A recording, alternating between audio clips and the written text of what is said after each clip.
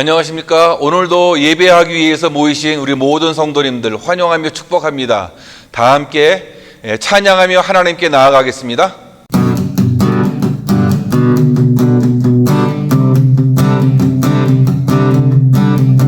주 신실하심 놀라워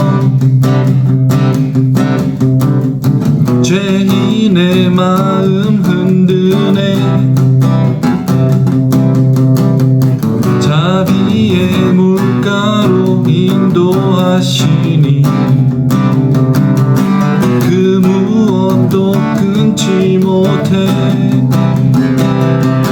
주여 기억하소서 주 백성 자녀들 진실한 주님의 약속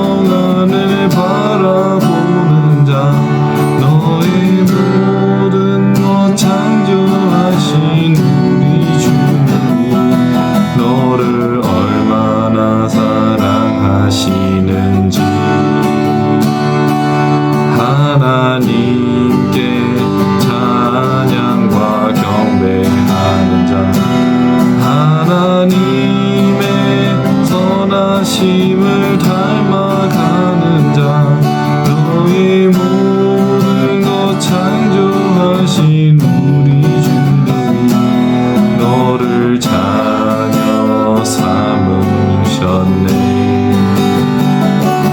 하나님 사랑의 눈으로 너를 어느 때나 바라보시고 하나님 인자한 기로서 언제나 너에게 기울이시니 어두움에 밝은 빛을 비춰주시고 너의 작은 신음에도 응답하시니 너는 어느 곳에 있든지 주를 향하고 주만 바라볼지라. 하나님 사랑의 눈으로 너를 어느 때나 바라보시고 하나님 인자한 귀로서 언제나 너에게 기울이시니 어두움에 밝은 빛을 비춰주시고 너의 작은 신음에도 응답하시니 너는 어느 곳에 있든지 주를 향하고 주만 바라볼지라. 주만 바라볼지라.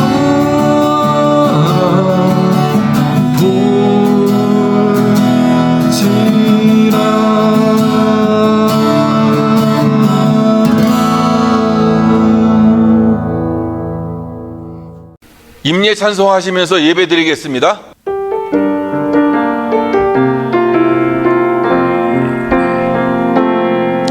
지금 서신든 이곳에서 높임을 받으소서. 내가 밟는 땅 주님의 땅이니 하늘이 주의 이름 높이 올리며 넓은 바다가 주를 노래해. 모든 만물 주를 경배해. 모든 입술 주를 찬양해. 천지를 만드신 만물의 통치자 높임을 받으소서. 내 평생에 주의 이름 높이며 어느 곳에서든지 주님을 예배하리라. 내가 밟는 모든 땅 아버지의 영광이 선포되야 하리. 찬양하며 주님을 예배할 때 하늘 가득한 주의 영광 보리라. 나를 통하여 나의 입술을 인하여 주의 이름 높임을 받으소서. 나를 통하여 나의 입술을 인하여 주의 이름 높임을 받으소서. 하나님은 영이시니 예배하는 자가 영과 진리로 예배할지니라. 아멘.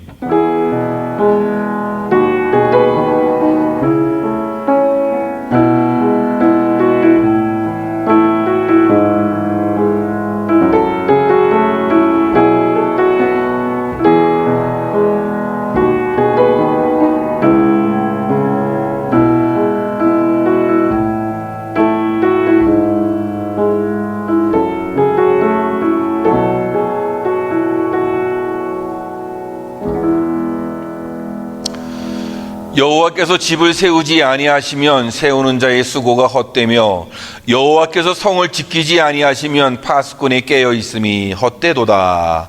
아멘. 살아계신 하나님 아버지, 우리 인생의 모든 것들이 하나님이 지켜주시지 아니하고 보호해 주시지 아니면 헛됨을 우리가 깨닫게 됩니다. 오늘 우리를 지키시고 인도하시는 그 하나님의 은총에 감사하며 예배 드리기를 원합니다.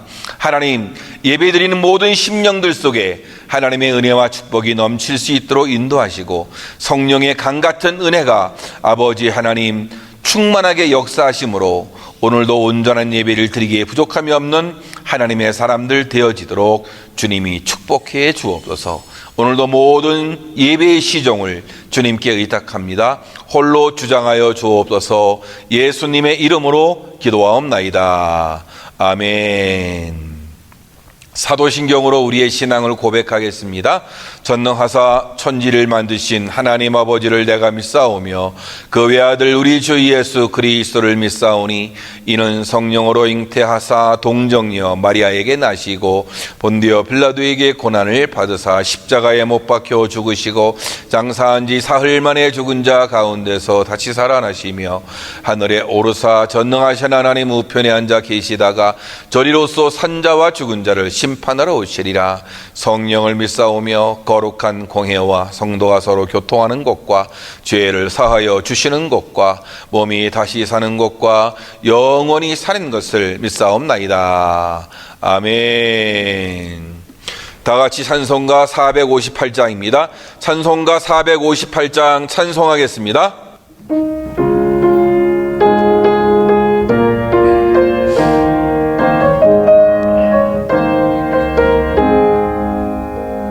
너희 마음의 슬픔이 가득할 때 주가 위로해 주시리라.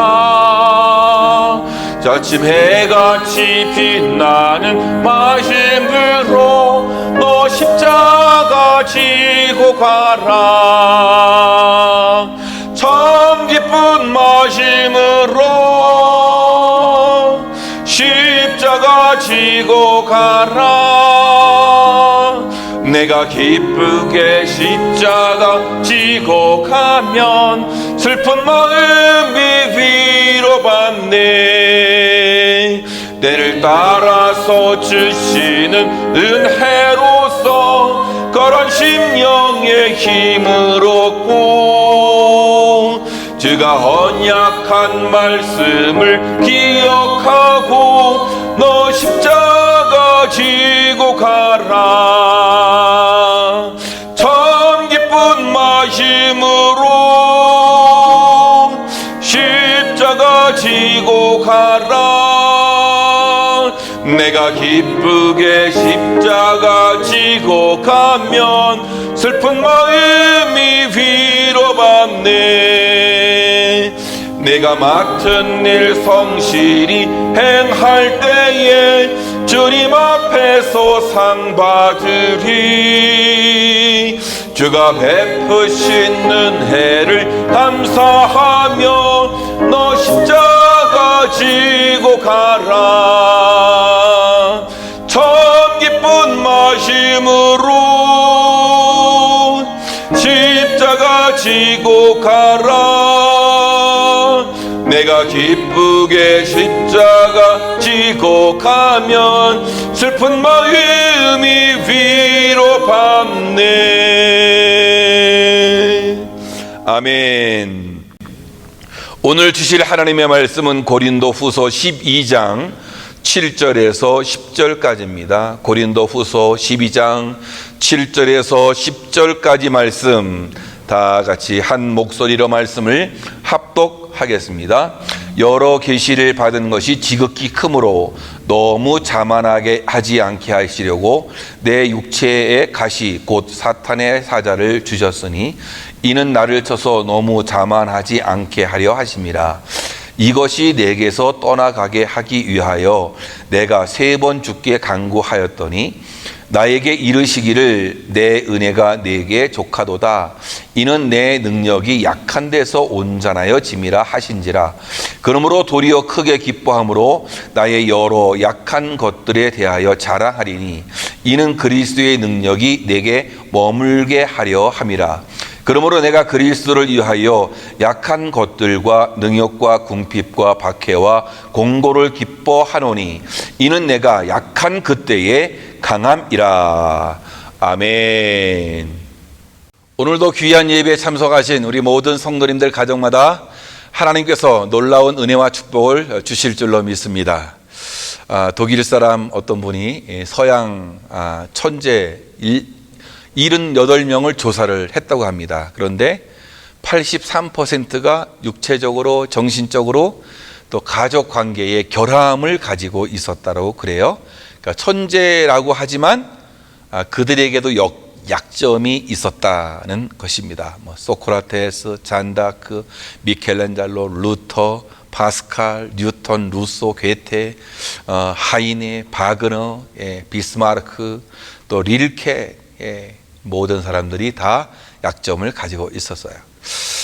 대부분의 사람들은 다 약점들이 있습니다. 시인 바이런은 기형아였고, 줄리어스 시저는 간질병 환자였고, 또 베토벤은 청각 장애자였고, 나폴레옹은 또 등소평은 지극히 또 이 작은 키를 가지고 있었고, 토스카니는 눈이 안 좋았고, 모차르트는 폐병 환자였고, 루즈벨트는 소아마비 환자였습니다.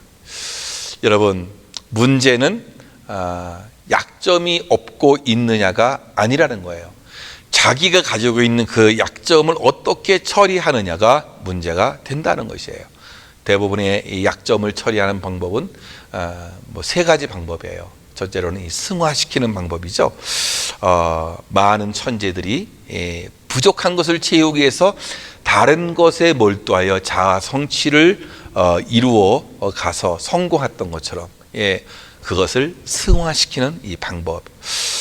둘째는 어떤 사람들은 투사하죠. 그러니까 가학하는 거예요. 그러니까 어떤 사람이 가난하면 못을 가져와서 남의 차를 막 긁고 다닌다든지, 이건 굉장한 가학 아니겠습니까? 자기가 못하니까 그렇게 하는 거예요. 그래서 또 어떤 사람들은 굉장한 열등감에 사로잡혀서 아무 일도 못하는 경우가 있죠. 이렇게 약점을 처리하는 방법이 승화시켜서 자기를 이렇게 더 좋게 만들어가는 사람이 있는가 하면, 자기의 약점 때문에 남을 괴롭히는 이 사람들도 있게 되는 거고, 또 자기의 약점 때문에 열등감이 휩싸여서 아무것도 하지 못하는 그런 사람들도 있다라는 거예요. 미국의 사회 심리학자인 올포트라는 사람이 미국의 남자 대학생은 90%, 여자 대학생은 91%가 정신적, 신체적 열등감을 가지고 있다라고 그렇게 이야기했어요. 고등학생들이 자살의 유혹을 받는 가장 큰 원인이 뭐냐? 바로 열등감이라고 그래요. 오늘 왜 많은 수많은 사람들이 열등감의 늪에 헤매고 있느냐? 그러니까 약점을 바라보는 눈이 잘못되었기 때문에 그렇다라는 거예요. 자신의 약점 때문에 신체적으로 다른 사람에 비해서 모자란다고 생각하고, 정신적으로 다른 사람에 비해서 자기가 부족하다고 생각하기 때문에 그렇다라는 것이에요. 또 사회적으로 인정받지 못하기 때문에 그런 생각을 하게 된다는 것인데요. 사람은 누구에게나 다 약점이 있어요. 육체적인 장애를 가진 약점이 있는가 하면 정신적인 문제를 안고 있는 경우도 있고요. 성격적으로도 결함이 있을 수 있다는 것이에요. 그런가 하면 경제적인 가난의 문제 때문에 고통과 함께 살아가는 경우도 있을 수 있어요. 이렇게 보면 약점은 나 혼자만 있는 것이 아니라 모든 사람이 다 약점을 가지고 있다는 것입니다. 우리 주변에 보면 많은 경우에 자신의 그 약점 때문에 고통스럽게 살아가는 그런 사람들이 훨씬 많이 있다는 거예요. 이런 약점은 어떻게 보면 잘 극복되지 않는 경우가 많이 있는데요. 오늘 본문의 주인공 이 사도 바울도 약점을 가진 사람이었어요. 그는 당대의 사람들이 가지고 싶었던 모든 것을 가진 그런 사람이었었어요. 그런 훌륭한 가문 있죠. 예, 로마 신분을 가지고 있었던 그런 사람, 또 뛰어난 학문을 가지고 있었던 그런 지식을 가지고 있어요. 그런가 하면 다른 어떤 사람보다도 신령한 영적 세계를 경험한 그런 사람이었단 말이죠. 그러니까 영적인 세계에서도, 지식적인 그런 학문의 세계에서도, 그리고 가문에 있어서도 남부럽지 않은 그런 사람이었지만, 그럼에도 이 사도 바울도 약점을 가지고 있는 그런 사람이었다는 것이에요. 그래서 찌르는 가시가 있어서 고통스럽게 살아가고 있었어요. 그 찌르는 가시 때문에 하나님께 기도했단 말이죠. 그러나 하나님은 그의 기도에 응답해 주지 않았단 말이에요. 몇 번이고 기도했는데 매달려 보았지만 본문에 보면 3번이나 간절하게 자신의 그 찌르는 가시를 제거해 달라고 그렇게 했는데요. 어떻게 됐습니까? 참 어떻게 보면 응답받지 못했다라고 이렇게 볼 수도 있는데요. 그러나 오늘 우리에게 그는 그 약점을 극복한 위대한 신앙을 지금 간증하고 있다라는 거예요. 예. 그러니까 그에게는 약점이 더 이상 약점이 아니라는 얘기죠. 오히려 약점을 막 자랑하는 그런 사람이 되었는데요. 약점을 가진 주인공은 이 세상의 원리로 볼 때는 사실 성공할 사람은 아니죠. 세상에는 힘 있고 능력 있고 약점이 없는 사람이라야 되는 거 아니겠습니까? 그런데 이것이 세상이 가지고 있는 고정관념이라는 거예요. 일반적인 사람들이 일상적으로 생각하는 것이 고정관념 아니겠습니까? 성경은 우리는 그 성경에서 우리는 굉장히 많은 고정관념을 깨트리는 것을 우리가 발견하게 됩니다. 그 중에 대표적인 것이 하나님은 강자를 쓰기보다는 약한 자를 통해서 일을 하신다라는 것인데요. 많은 사람들은 강한 것을 좋아해요. 강한 것을 통해서 무엇을 하겠다 생각하는데, 하나님께서는 강한 것도 종종 사용하시지만 주로 약한 것을 중심으로 사용하시는 그런 하나님이세요. 그래서 약한 것을 들어 쓰셔가지고 강한 것을 부끄럽게 만드는 것이 하나님의 방법 중에 하나라는 것이, 그것이 고린도전서 1장 26절에서 27절인데요. 형제들아 너희를 부르심을 보라. 육체를 따라 지혜 있는 자가 많지 아니하며 능한 자가 많지 아니하며 문벌 좋은 자가 많지 아니하도다. 그러나 하나님께서 세상에 미련한 것들을 택하사 지혜 있는 자들을 부끄럽게 하려 하시고 세상에 약한 것들을 택하사 강한 것들을 부끄럽게 하려 하시며라는 이런 말씀이 나오고 있어요. 근데 이 말씀이 뭐예요? 택하사라는 택하사.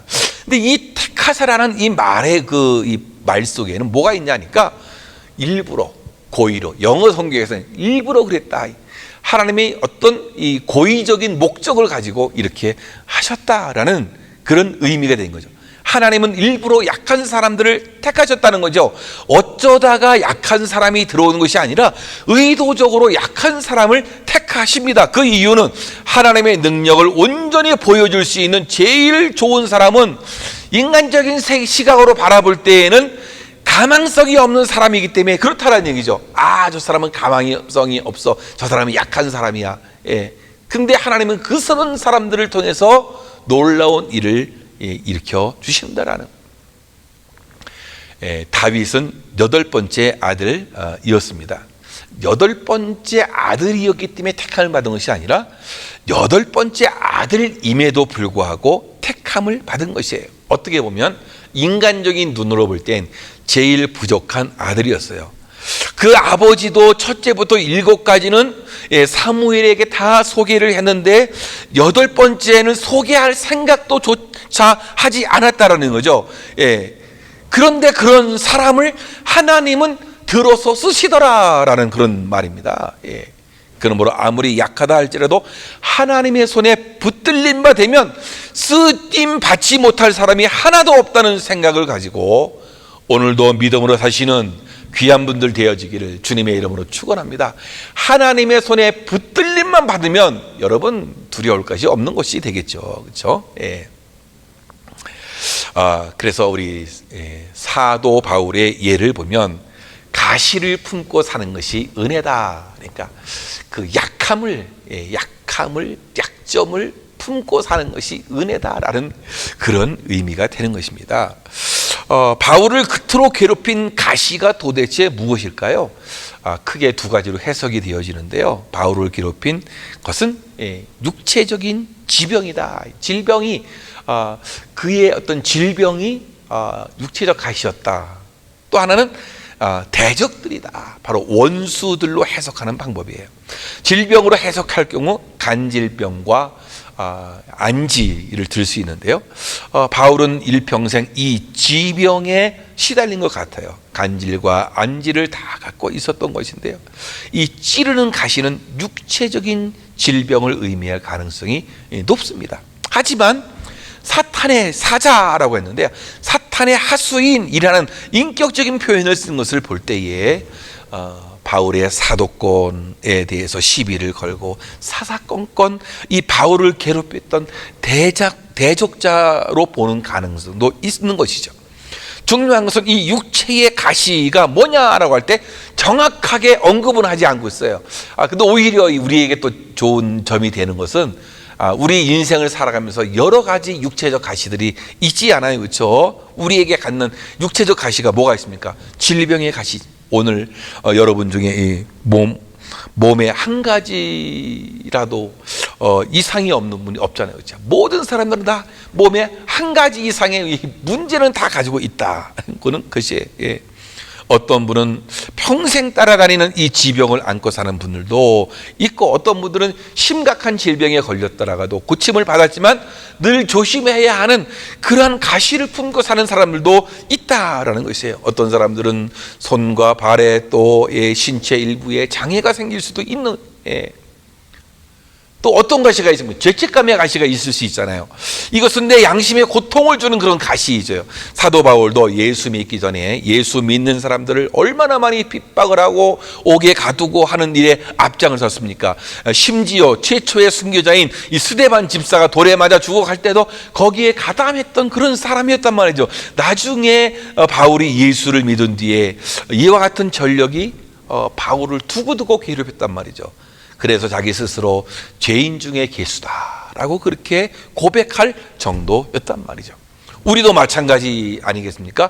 과거가 없는 사람이 없잖아요, 그렇죠? 모든 사람이 다 떳떳한 과거만 있는 것은 아니란 말이에요. 살다 보면 가족이나 남에게 해를 끼치고 아픔을 주어서 우리에게 양심의 가책이 남을 때가 많이 있다라는 것인데요. 하나님과 사람들로부터 우리가 지은 죄를 용서를 받겠지만 죄책감이라는 상처는 우리에게 남을 수 있는 것이에요.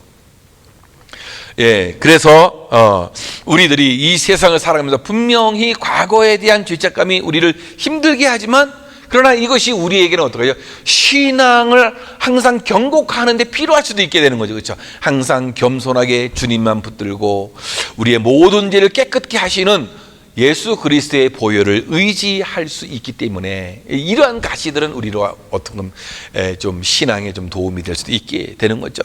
그래서 살다 보면 우리는 인간관계에서 오는 그런 가시도 만만치 않습니다. 사실 바울 사도가 찔린 가시는 대부분 사람들을 통해서 오는 사탄의 가시가 많이 있었단 말이죠. 그는 가는 곳마다 이 유대인들로부터 핍박을 받았고 능욕을 당하고 모함을 받았단 말이죠.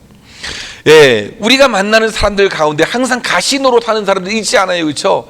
그 사람이 없어지면 이 만사가 시원할 것 같은데 막상 그 사람이 떠나고 나면 다른 사람이 또 가시 노릇할 때가 또 있다라는 것인데요. 그러므로 어느 곳에 가든지 사람 가시가 없는 세상은 기대하기 어려운 거죠. 어디를 가든지 다 사람 가시가 있는 거예요.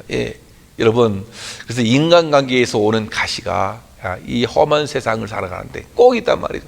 또 이민사회에서는 또 이런 것이 더 심각하게 있을 수도 있다라는 거예요. 이와 같이 질병의 가시, 죄책감의 가시, 인간관계의 가시 외에도 수많은 가시가 우리를 괴롭히는 것이죠. 중요한 것은 찌르는 가시가 있느냐 없느냐가 아니라 이 가시를 어떻게 다루느냐에 따라서 우리의 반응과 태도가 너무나 중요하다라는 거죠. 사도 바울은 너무나 힘들어서 3번씩이나 이 찌르는 가시를 제거해달라고 했어요. 그런데 하나님의 기도 응답은 뜻밖이었어요. 거절당한 거죠. 근데 이 거절도 때로는요, 하나님의 응답이라는 얘기죠. 하나님의 응답이라고 하는 것인데요.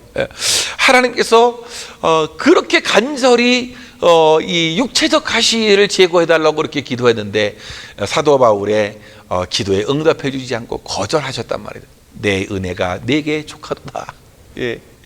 이런 말씀을 듣고 사도 바울은 더 이상 그걸로 인해서 고민하지 않고 기도하지 않고 오히려 그것을 감사하게 생각하는 인물이 되었다는 것인데요. 왜 그랬을까요? 오늘 7절 말씀인데요. 7절 말씀 다 같이 보겠습니다. 시작.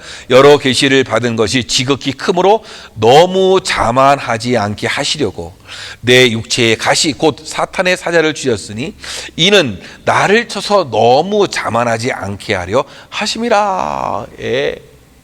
이 사도 바울이 받은 그 은혜가 너무나 신비한 영적 체험을 한 그런 사람이에요. 정말로 그가 다녀왔다는 3층천의 세연비 체험, 아무도 흉내낼 수 없는 그러한 체험이 그에게 있었어요. 그런데 하나님께서는 왜 그런 가죽체적 가시를 주셨느냐?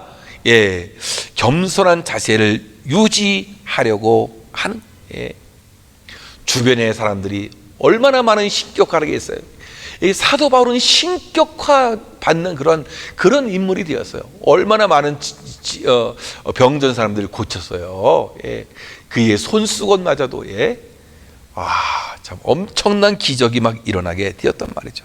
그러므로 이 육체의 가시는 바울이 자만하지 않도록 하기 위해서 주님이 주신 하나의 방편이었다. 그렇습니다. 받은 은혜가 많을수록 교만의 위험이 커지는 것 아니겠어요? 맡은 직분이 중요해질수록 높은 마음을 품기가 쉬워지는 것이에요. 복을 많이 받을수록 다른 사람을 얕잡아 볼 수 있는 그런 위험이 있게 되는 것인데요. 이 찌르는 가시가 있을 때 뭐예요? 겸손해지라는 그런 의미가 아니겠어요? 그래서 내 약한 데서, 내 능력이 약한 데서 온전해진다 라는 그러한 놀라운 은총을 이 사도 바울이 깨닫게 된 거란 말이죠. 그래서 약함이 은혜가 되고 강점이 되는 것은 바로 겸손하게 되기 때문에 그렇다는 거예요. 겸손하니까 어떻게 해요? 오히려 자기가 가지고 있는 약함이 오히려 강한 사람으로, 오히려 인격적으로 두드러진 그런 사람으로 만들어 간다는 것입니다. 바울은 신비한 체험을 한 사람이에요. 가는 곳곳마다 병 고침의 은혜가 넘쳐났습니다. 이쯤 되면 약한 사람이 아니라 강한 사람, 능력의 사람이라고 할 것입니다. 그러나 그가 어떻게 할 수 없는 자신만의 아픔이 있었단 말이죠. 그는 그의 약점, 육체적 가시를 감추는 사람이 아니라 오히려 자랑하는 사람이 됐어요. 왜냐하면 그 약함이 자신에게 은혜가 되고 강점이 된다는 것을 하나님으로부터 응답을 받았기 때문에 그렇게 되었다라는 것이에요. 그래서 내 능력이 약한 데서 온전해진다라고 이렇게 고백하는 사람이 된 거란 말이죠. 그것은 바로 하나님께서 바울에게 육체적인 가시를 주신 이유가 되는 것이죠. 자만하지 않게 하려 하심이라.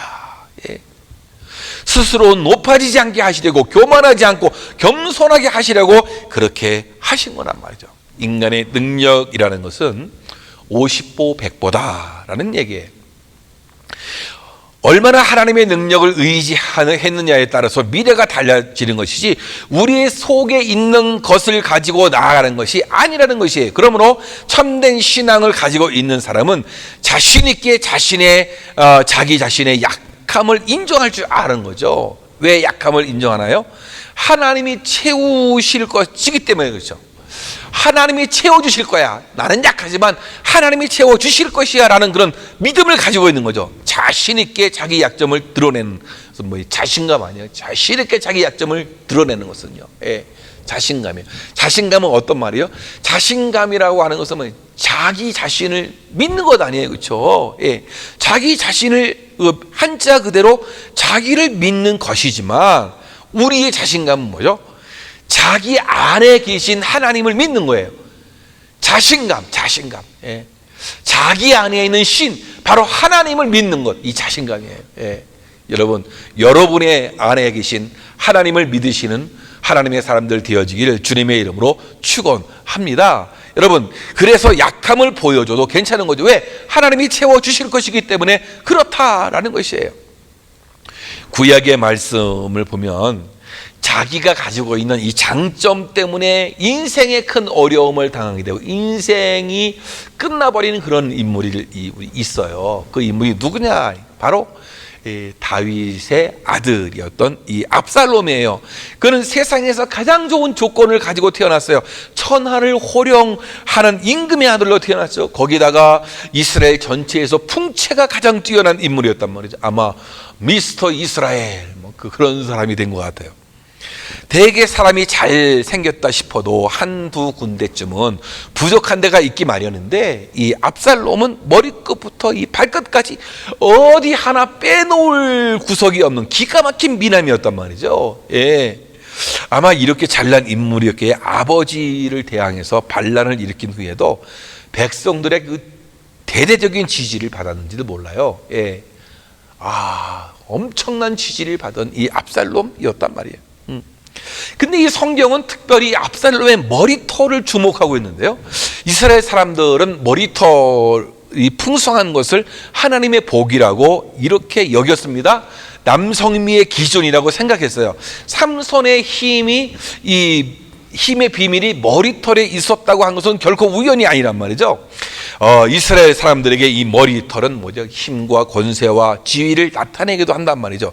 대개 머리를 길게 기르는데 너무 길면 1년에 한 차례씩 이제 한번 깎아준단 말이죠. 근데 압살롬의 그 자른 머리털의 무기가 200세겔.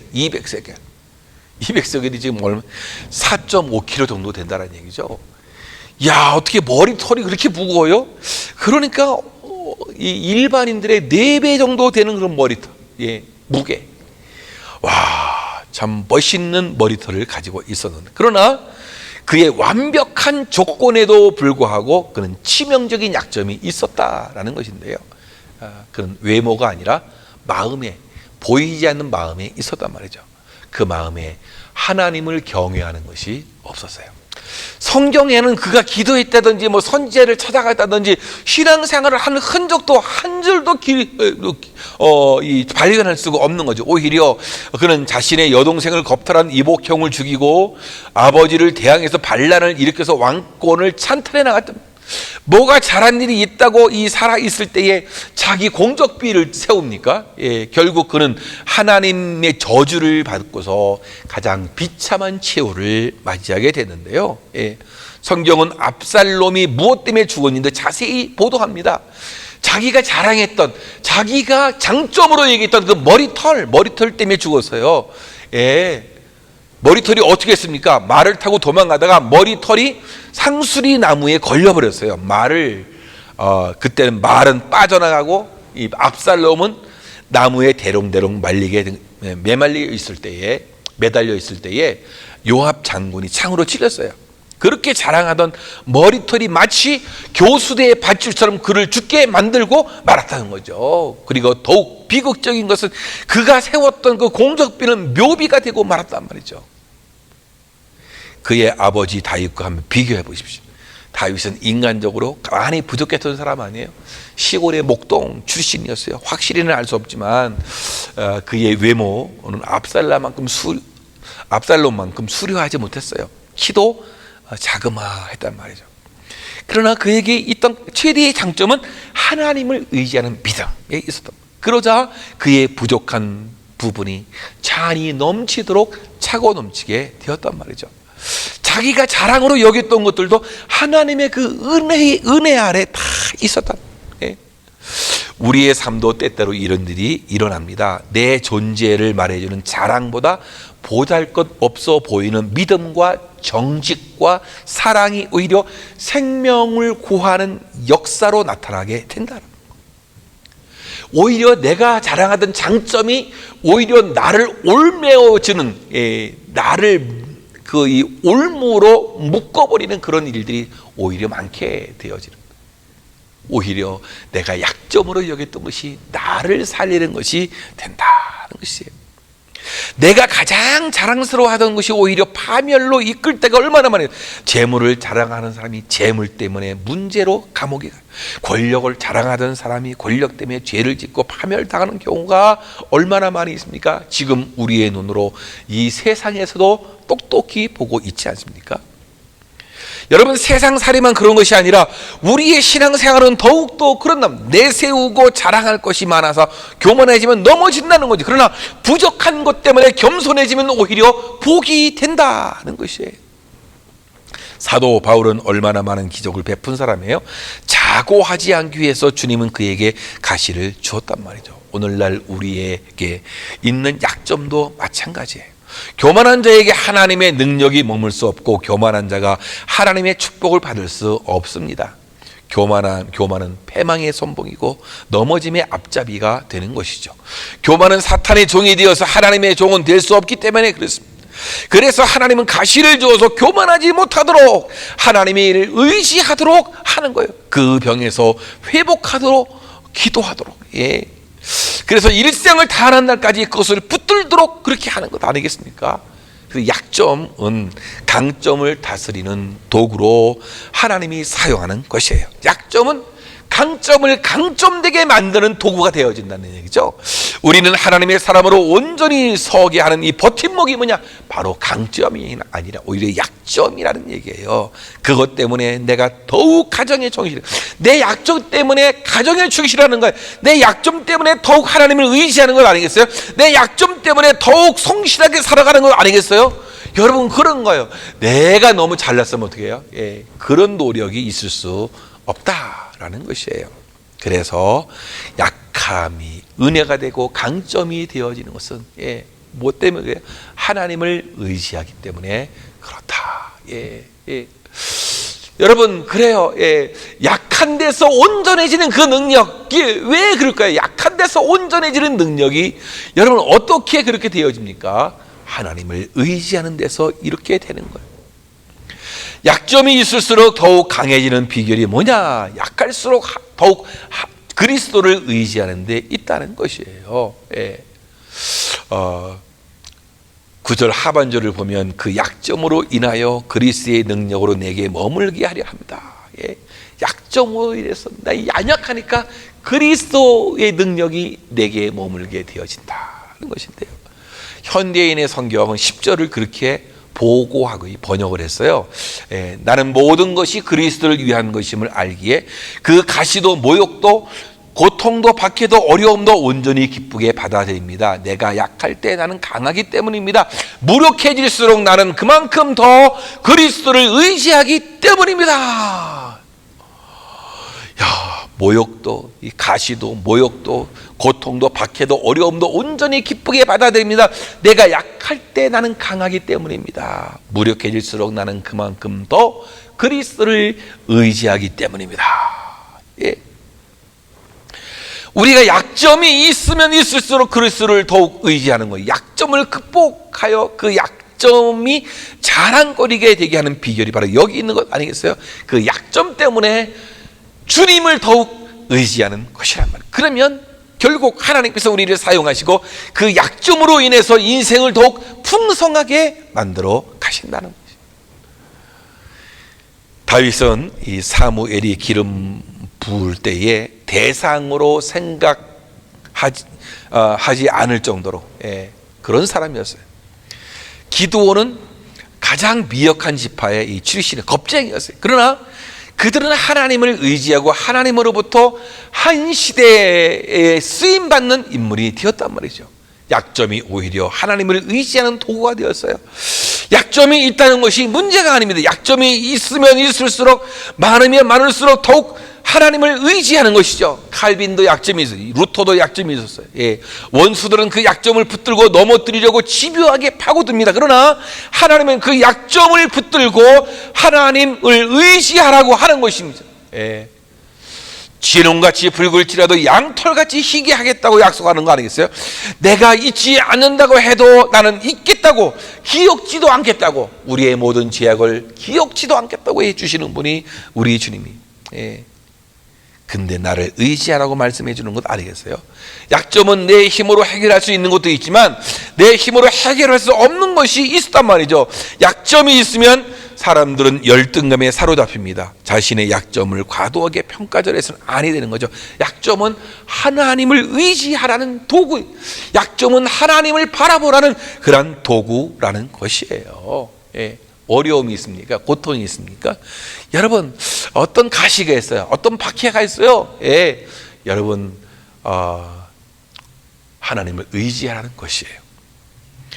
고린도전서 1장 8절 말씀 보니까 형제들아 우리가 아시아에서 당한 환난을 너희가 모르기를 원하지 아니하노니 힘에 겹도록 심한 고생을 받아 살 소망까지 끊어지고 우리는 우리 자신이 사형 선고를 받은 줄 알았으니 이는 우리로 자기를 의지하지 말고 오직 죽은 자를 다시 살리시는 하나님만 의지하게 하심이라 라고 했단 말이죠. 예. 심각한 고난이 임하시는 목적이 하나님을 의지하게 만들기 위함이란 말이죠. 예. 그러면 이 간단한 것 아니겠어요? 그렇죠? 고난이 임하든 평탄함이 임하든 무조건 하나님을 의지하면 되는 거예요. 무조건 하나님을 의지하면 돼요. 사람은 언제 기도합니까? 자기 자신의 연약함을 인정하고 하나님을 의지할 때 기도가 되어지는 거예요. 예. 예, 여러분, 기도는 게을러서 못하는 것이 아니라 하나님 말고 다른 것을 믿는 교만함이 있기 때문에 그래요. 뭔가 다른 믿을 구석이 있기 때문에 기도하지 않는 거예요. 여러분, 하나님을 자신의 연약함을 인정하고 하나님을 의지할 때 기도하게 되어지는 거예요. 하나님이 원하시는 그 마음은 상한 심령이라는 거예요. 깨진 심령. 하나님 외에는 채워지지 않는 상하고 병든 심령을 내요. 왜? 하나님께서는 이 상한 심령을 가장 기뻐하시느냐? 상한 심령을 가져야만 하나님께 나아가 기도할 수 있기 때문에 그렇다라는 것이에요. 쉽게 얘기해서 기도할 수 있는 자세, 기도할 수 있는 환경, 기도할 수 있는 마음이 최고의 복이란 말이죠. 여러분, 내가 잘 나가고 있어요? 그러면 하나님께 계속해서 깨어서 기도한다면 그 사람은 최고의 사람이 되는 거예요. 예. 여러분, 야곱도 야복강에서 그의 인생 최대 위기 앞에서 하나님께 기도하기 시작했어요. 야곱 인생에서 가장 약할 때 그 야곱의 기도는 기도가 아니었어요. 야곱의 기도는 무슨 작전 기도가 아니라 영적인 사투였어요. 예. 하나님 앞에서 반드시 응답을 받아야 하는 사생결단의 그 영적인 사투였던 것이죠. 살고 죽는 문제였던 것이죠. 환도뼈가 짓눌려 으스러질 정도로 꼼짝 않고 기도를 한 것입니다. 그만큼 야곱이 약해져 있었습니다. 부족했습니다. 나약했습니다. 그만큼 야곱은 목이 말랐던 것이죠. 기도한다는 것은 그만큼 하나님을 의지한다는 것이에요. 끝까지 매달리는 것 아니겠어요? 이거 아니면 안 됩니다. 끝까지 매달리는 것 아니겠습니까? 바로 이 기도가 그를 강하게 만들었던 거예요. 기도하는 순간 그가 가장 약할 그때에 여러분 그런 그로 강함을 누리게 되었다는 거죠. 강해질 수 있었습니다. 왜? 하나님이 함께 하시기 때문에. 약할 때 기도해야 합니다. 부족할 때 기도해요. 나약할 때 기도해야 돼요. 어려울 때 기도해요. 기도는 만사를 변화시키는 것이에요. 사도 바울은 빌립보서 4장 6절에서 7절에서 그렇게 말씀하고 있어요.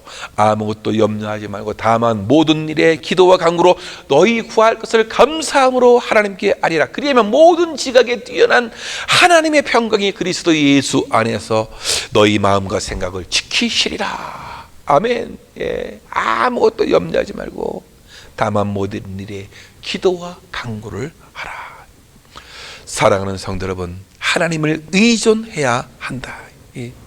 우리가 환난을 당할 때 우리가 해야 할 일이 뭐냐? 하나님을 부르는 거예요. 하나님을 찾는 거예요. 하나님께 기도하는 거예요. 여러분, 그런 거예요. 예.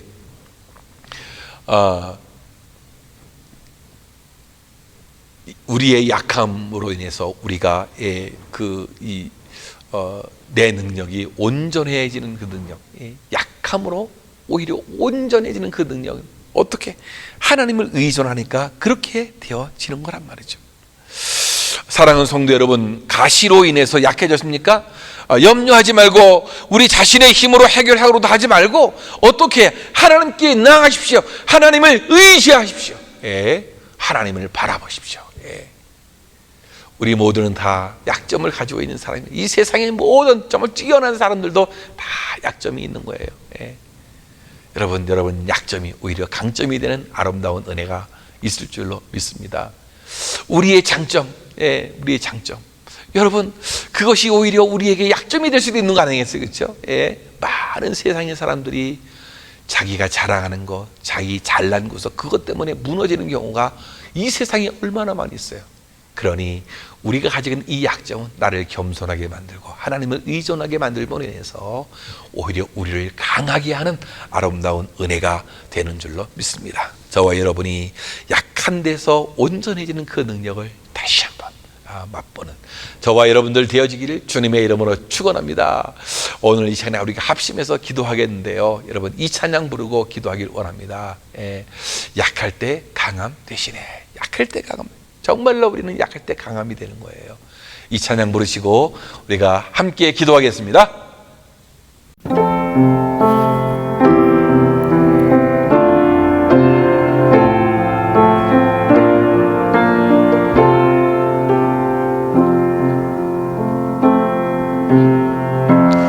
약할 때 강함 대신에 나의 보배가 되신 주 나의 모든 것.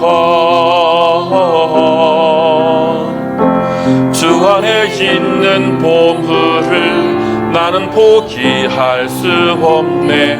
주 나의 모든 것. 예수 어린 양 정귀한 길이, 예수 어린 양 정귀한 길을 십자가 제사하셨네. 주님의 이름 찬양해. 주 나의 모든 것. 쓰러진 나를 세우고 나의 빈잔을 채우네. 주 나의 모든 것.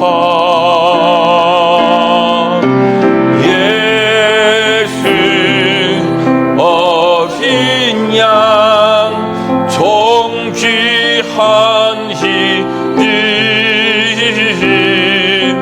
예수 어린 양 정귀한 이름. 사랑하는 성도 여러분, 오늘 이 시간에 우리가 다 합심해서 기도하기를 원합니다. 약할 때 강함 되게 하신 우리 하나님 너무나 감사하지 않습니까? 우리의 분명한 약점이 분명히 있을 터인데 하나님 우리를 강하게 해 주옵소서.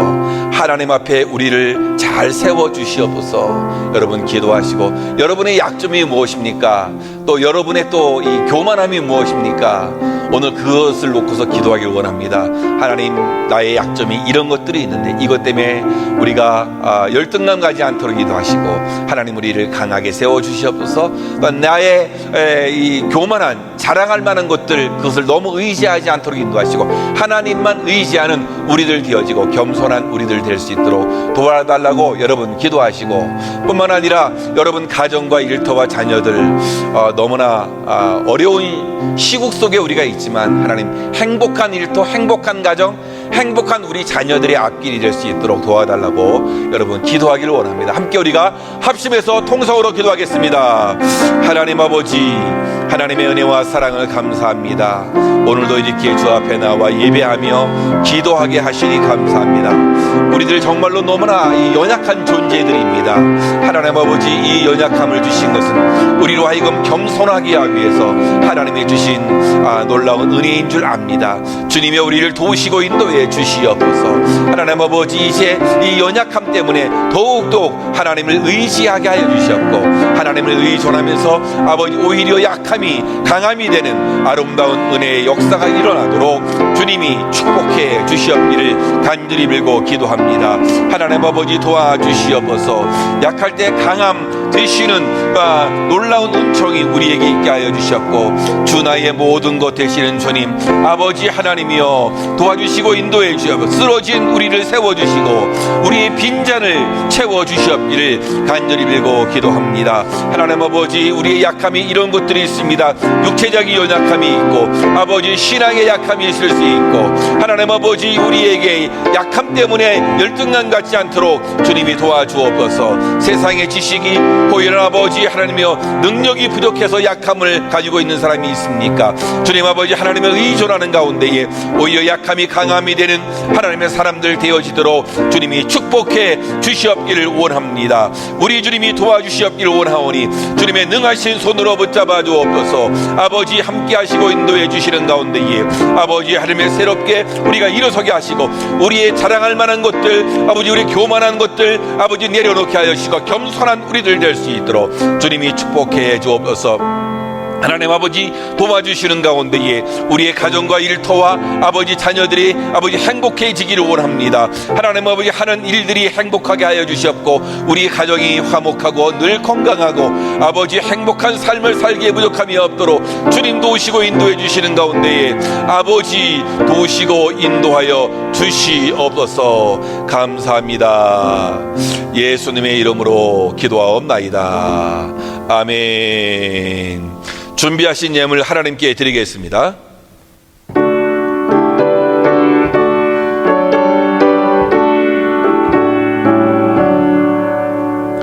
내게 힘든 모든 것을 아낌없이 드리네. 사랑하고 의지하며 주만 따라 살리라. 주께 드리네, 주께 드리네. 사랑하는 그 주 앞에 모두 드리네.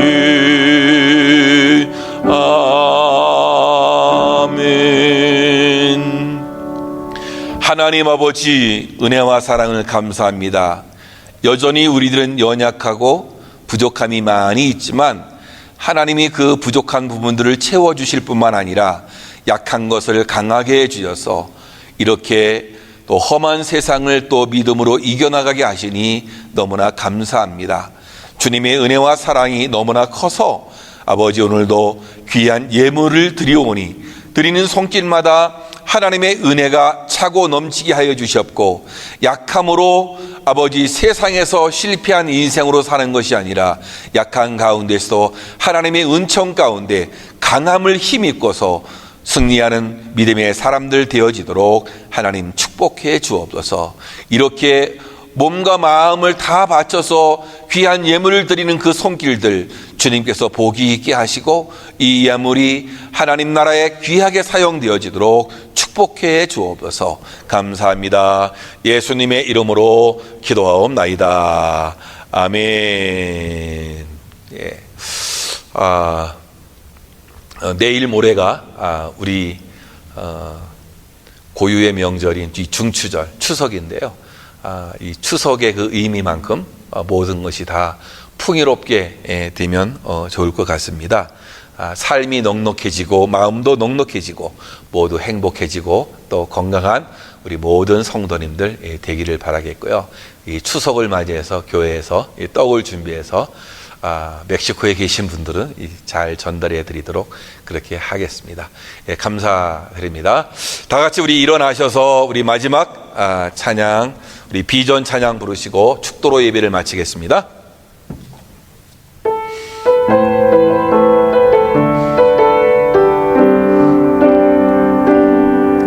내게 허락하신 시련을 통해 나의 믿음 더욱 강하게 자랑하고, 험한 산과 골짜기 지나는 동안 주께 더 가까이 나를 이끄시네. 내가 겪는 시험이 어렵고 힘겨워도 내 주님보다 귀지 않네. 내 앞에 바다가 갈라지지 않으면 주가 나로 바다 휘겁게 하리. 나는 빛내 주의 능력으로 내 삶 새롭게 되리. 나는 믿네 주의 능력으로 담대히 나아가리. 주와 함께 싸워 승리하리라. 날마다 믿음으로 나 살아가리. 나는 믿네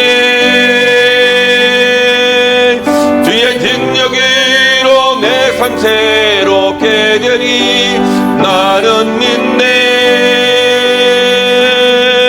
주의 능력으로 담대히 나아가리. 주와 함께 싸워 승리하리라. 날마다 믿음으로 나 살아가리.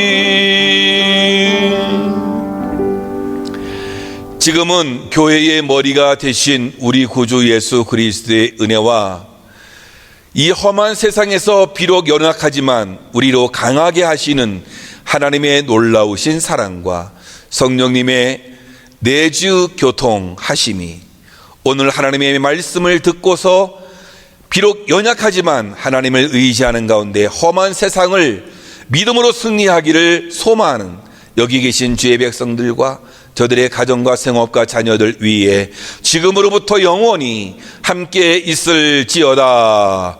아멘.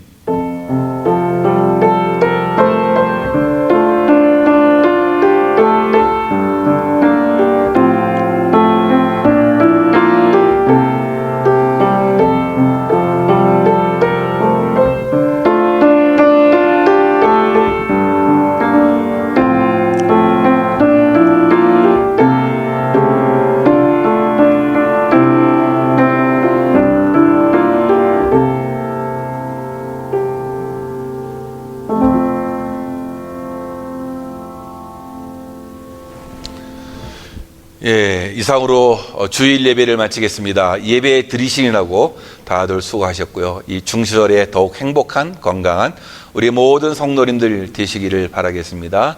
그리고 다음 주에 또 만나 뵙겠습니다. 감사합니다.